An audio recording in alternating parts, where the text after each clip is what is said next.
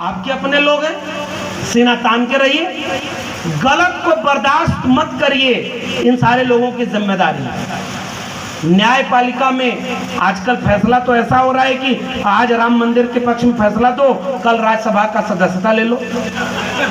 ये भी तो हो रहा है भाई। मैं वही सब बोल रहा हूँ जो संसदीय भाषा में बोला जाता है, हालांकि डिक्शनरी नहीं बन गई है जिसमें तानाशाह को तानाशाह भी नहीं कहा जा सकता है, लेकिन हम तो बात कर रहे हैं फूलन देवी पर, तो करेंगे।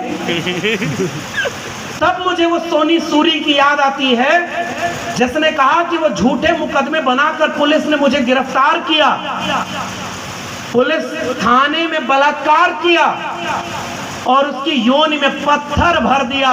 उस महिला के साथ यह अन्याय 2005, 6 और 7 में हो रहा था। मैंने पूछा उनसे कि आपको पता है फूलन देवी कौन थी? उस महिला ने कहा कि हमें ऐसे ही लोगों से ताकत मिलती थी, और मैं जब उनके बारे में जानी कि एक लड़की जिसका 11 साल की उम्र से बलात्कार होना शुरू होता है, शादी के नाम पर बलात्कार, गांव वालों का बलात्कार, पुलिस पकड़ कर ले जाती है, पुलिस थाने में बलात्कार, जब वापस मदद मांगने जाती है तो डाकुओं का एक गिरोह कब्जा करता है, वो बलात्कार करता है। इतना शोषण और अन्याय जिस पर हुआ वो आपकी नजर में अपराधी है और गुंडा है। फूलन देवी अपने इंटरव्यू में कहती हैं, मेरे ऊपर इतना जुल्म हुआ था और हर बार मैं यही सोचती थी कि न्याय मांगने किसके सामने जाऊं। पुलिस नहीं सुनती, गांव के लोग नहीं सुनते, कौन हमारे साथ खड़ा होगा? तो फूलन ने कहा कि कई बार मुझे यह लगा कि मैं आत्महत्या करके मर जाऊं।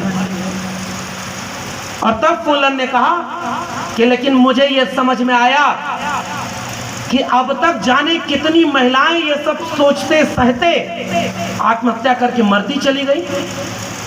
मैं नहीं मरूंगी, गलत मेरे साथ हुआ है तो मैं सजा खुद को क्यों दूं? अब मैं उनको सजा दूंगी जिन्होंने मेरे ऊपर गलत किया है। और तब फूलन देवी ने कहा कि मैं उसका बदला लूंगी ताकि आने वाले वक्त में कोई फूलन देवी न बने। इसलिए हम फूलन देवी को याद कर रहे हैं।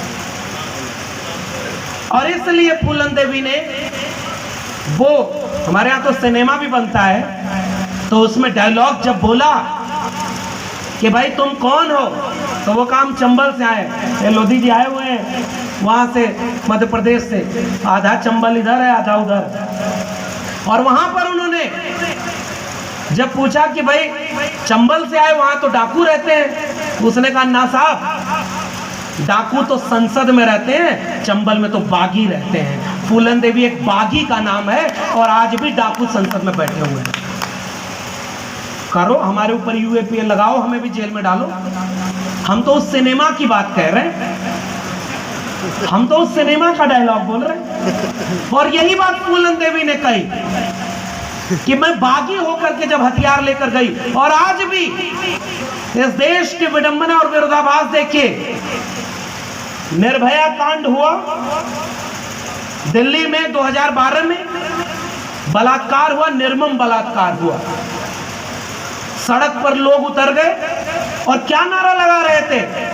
बलात्कारियों को फांसी दो, नारा लगाया था ना। जब जब बड़ा मुद्दा बना, हमारे यहाँ तो हाथरस में एक बेटी को बलात्कार भी हुआ, उसको इलाज भी ढंग से नहीं मिला, वो मर गई, पेट्रोल डाल के आधी रात को बिना उनके घर वालों की सहमति के जला दिया।